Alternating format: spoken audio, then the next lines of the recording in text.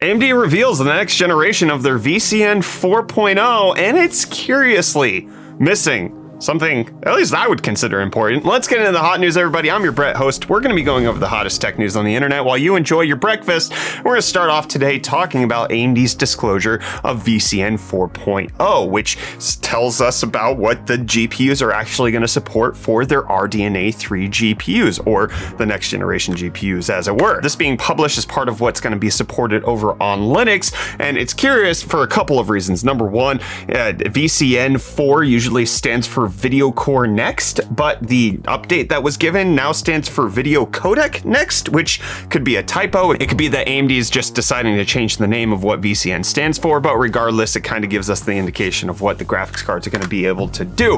It has all of the typical things that you would expect, like HEVC, as well as H.264, H.265, all that kind of stuff is supported, but one of the things that's not supported is AV1 encoding, which, in case you're not familiar, AV1 is kind of the next wave of the future when it comes to video formats on the internet. Currently, most people render out in H.264. H.265 is supposed to replace that, but AV1 is supposed to be more efficient while also having very minimal quality loss, and that's why it's being picked up by a whole bunch of content providers. Netflix uses it, YouTube uses it, Vimeo uses it, Twitch is planning on rolling it out as well, just because it reduces the bandwidth necessary in order to serve videos. And you can see it's being picked up by software left and right, and there's also hardware that supports it as well. Mostly right now is in the form of decoding. That is, these giant servers push through the AV1 video to your computer, and then you're able to read it out on your side. The only officially confirmed GPU that we have that's going to have AV1 encoding is Intel's Arc GPU. You can see right here that it's decoding and encoding, something that Intel is kind of pushing as one of the most important features of their next-gen GPUs. And this is actually something that's gonna probably be important as time goes on. It's going to allow content creators and content makers to actually render out in the format that they're going to be sending out to all of these large places where they serve out those videos. So not having it on a flagship GPU, the next generation, is kind of confusing. However, one of the things to potentially consider is the fact that this could just be, because this is an official Linux support list, that AV1 encoding might actually be supported on hardware level. It's just not officially supported on Linux as of yet. So in case you're trying to do any sort of AV1 work, where that's where you're going to render out your video, you might not be able to do so over on Linux, at least for the time being. It's possible AMD might have missed this. It's possible that they haven't confirmed the support, but it's coming. But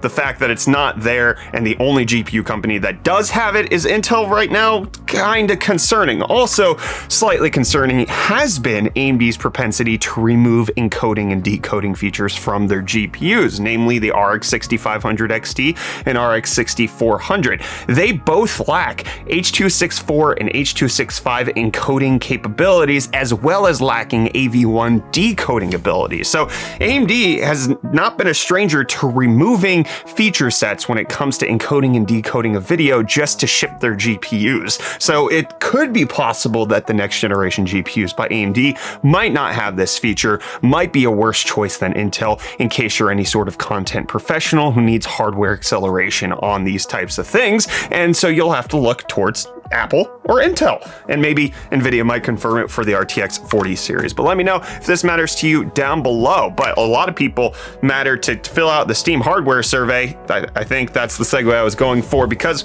we now have, for the first time ever, RX 6000 GPUs popping up on the Steam hardware survey. The 6600 XT, very popular. The 6600, very popular. 6900 XT, very popular. They're all in the top 10 for the largest increase in April, and that's because they're being included for the very first time, with it, the 6600 XT having 0.3% market share, and the 6600 and then 6900 XT combining to equal 0.3% market share. But in case you want to be one of those people who has a 6600 XT, we've got UFD deals for you, okay? Reece bringing you the hottest tech deals on the internet, and one of them is the RX 6700 XT. I lied. It's a better GPU. It's only going going for $485 right now over on Newegg, and that's after a $15 rebate card, which means that it's only $5 above the MSRP price of $479 for a 6700 XT. This is the lowest price in 30 days. GPUs continuing to come down. This is the second day in a row where we've had a GPU deal here on UFD Deals, and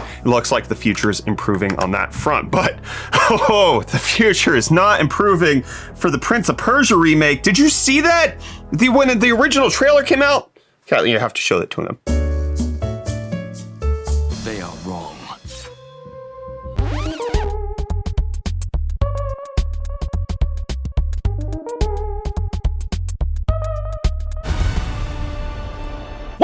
It looked like a PS3 game that was coming out in 2021. It was absolutely awful. It made no sense. The next gen's here, but it looks just like everything that we saw before. Anyways, they delayed it because it looked horrible. The internet did not react happily to it, but now it's coming out that Ubisoft Montreal is actually going to be taking over the Prince of Persia remake because things probably weren't going very well. One of the important things I think to note from this sentiment is they will now take the time they need to regroup on the scope of the game to deliver you the best experience. Regroup! What was going so wrong that, I mean, I think it must have been the wake-up call from the internet that the remake was kind of unacceptable here in 2022, that like, oh man, and it just probably didn't proceed forward where the team that was actually developing it was going to be able to get it to the point where it should be on the next gen console. Anyways, in case you want the Prince of Persia remake, you're gonna have to wait a little while longer, but no more waiting for really fast OLED displays. Did you hear about this, Kyler? No, he didn't. The Razer Blade 15 is going to be one of the first displays to have OLED at 240 hertz. So no longer do you have to choose between having really good contrast and then also having super speed for your video games. I haven't heard about it. What? I know you haven't. It's only 400 nits, so it's not the brightest OLED out there, but you obviously get that infinite contrast ratio thanks to the blacks being off. And I'm probably a little bit more concerned about burn-in on an OLED on a laptop as opposed to a TV, because, oh well, I guess I don't watch cable TV. If I did, then like certain parts, like the banners at the bottom of news, like shows would burn in. Whereas like on a laptop, your taskbar is gonna definitely burn in. That's happening. Anyways, it's gonna set you back $3,500.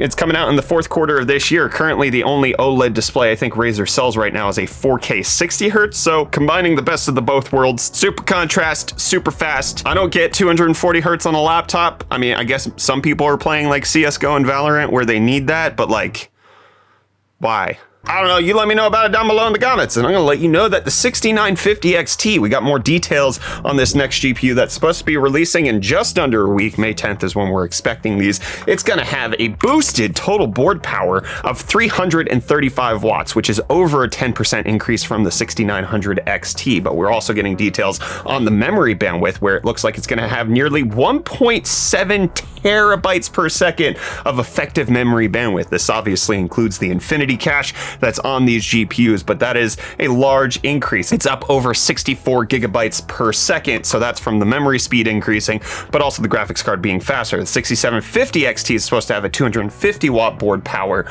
which is the same as the 6800, and the 6650 XT is supposed to have 180 watt board power. And it just looks like in order for us to get the faster graphics, things have to suck more juice. That's apparently the path that we're going right now. Juice sucking power. I want to suck more juice. You want to suck more juice? I don't want to suck any more of your time because this episode of Hot News is over. We'll see you back here tomorrow for more tech news.